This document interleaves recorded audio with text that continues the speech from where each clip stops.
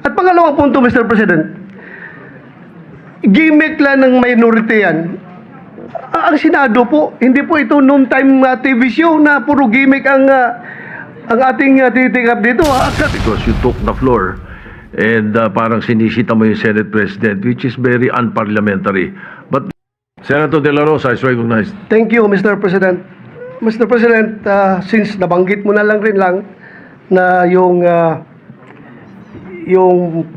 pagpangalaga sa lahat ng miyembro ng Senado ay isang tungkulin ng Senate President. I just would like to bring to the attention of the Senate President. I came across with the news na when the Senate President was asked by a certain Christian Esguerra regarding the minority taking up the question about the custody of Bryce Hernandez. Ito po ang sagot ng ating Senate President, which I find it very, very, very sad because being the Senate President, we hope that you are going to take care of not only the majority, because you are not the majority leader, you are the Senate President, and we hope that the majority and the minority will be taken care of by the leadership of the Senate. And if I quote your answer, Mr. President, gimmick yan ng minority. Hindi ba nila naiisip na baka si Martin Romualdez ang tuta ko? Makabintang sila porque pinagbigyan ko yung TRICOM, tuta na ako. May ginawa ba akong illegal? Yung request ng House of Representatives, illegal? Hindi. Ang gusto ninyo, awayin ko yung House of Representatives on day one. Mamatay sila sa sama ng loob. So, malungkot lang ko ito, dalawang punto, Mr. President. Unang-una, yung mamatay sila sa sama ng loob. Kami, Mr. President, hindi po kami mapatay sa sama ng loob dahil hindi na po masama ang loob namin dahil tanggap na namin na kami ang minority. Ang kinasama lang ng loob namin is bakit kailangan pang patayin kami sa sama ng loob? Hindi na po masama ang loob namin. Tanggap na namin na kami minority. At pangalawang punto, Mr. President, gimmick lang ng minority yan. Ang Senado po, hindi po ito noon time TV show na puro gimmick ang ating titikap dito. Kami po ay nag-raise dito ng legitimate issues which requires legitimate attention.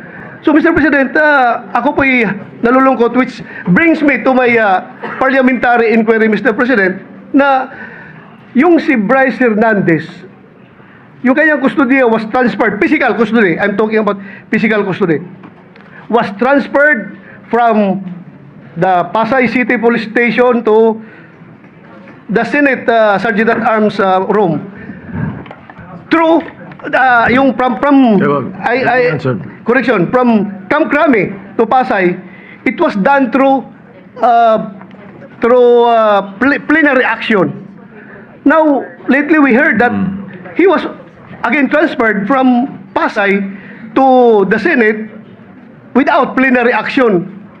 This is my parliamentary inquiry. Kung is a parliamentary action can be subverted by an action which is not a parliamentary action? Yun lang tanong ko. Matter of procedure lang, Mr. President. Dahil kung ganun,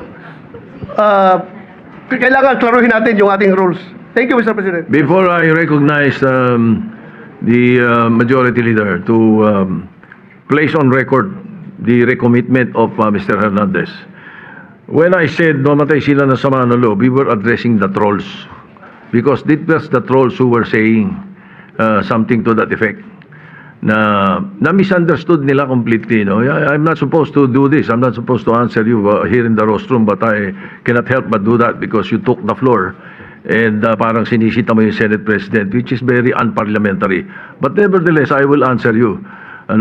Like, for example, yung sinasabi nila na sumunod daw ako kay Martin Romualdez. Just because I mentioned that Martin Romualdez called me, does not mean that ako'y sumunod sa kanya.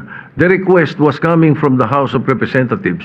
And the request was to retain Hernandez in Congress. At doon ako hindi pumayag. Is that being tuta? So you cannot help but also think na sasama ang loob ko pag binibintangan ako ng salita.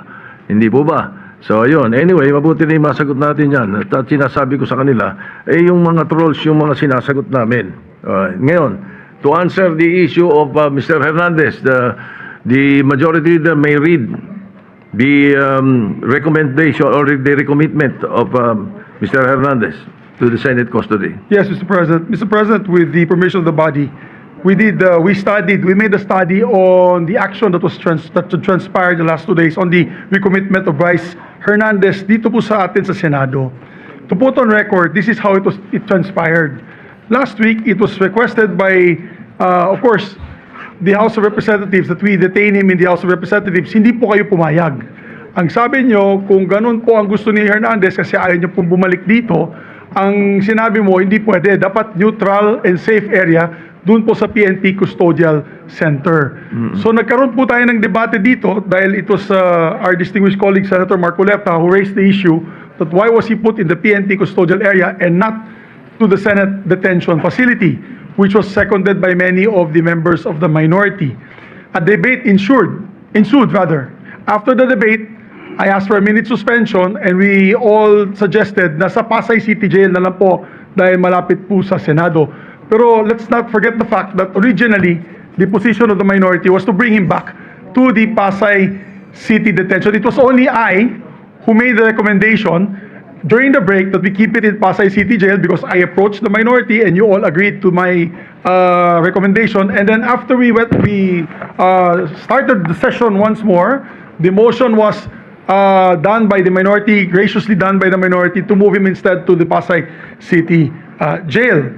But upon consultation of the chairperson of the Blue Ribbon Committee, Senator Lacson, the Senate President granted the request as the chairperson of the Blue Ribbon Committee requested that he be brought back to the Senate, which was really, yun talaga ang posisyon ng gusto ng ating minority at the time, para wala ng gulo, pumayag po kayo na dito na lang sa Senado at may request na rin po, for the record, may sulat po si Bryce Hernandez, ang abogado niya, na ibalik siya dito at yan po ay confirmed sa kanilang hearing this morning for his writ of amparo before the Pasay City Regional Trial Court. Sinabi po ay doon na lang po ako sa Senado ilagay.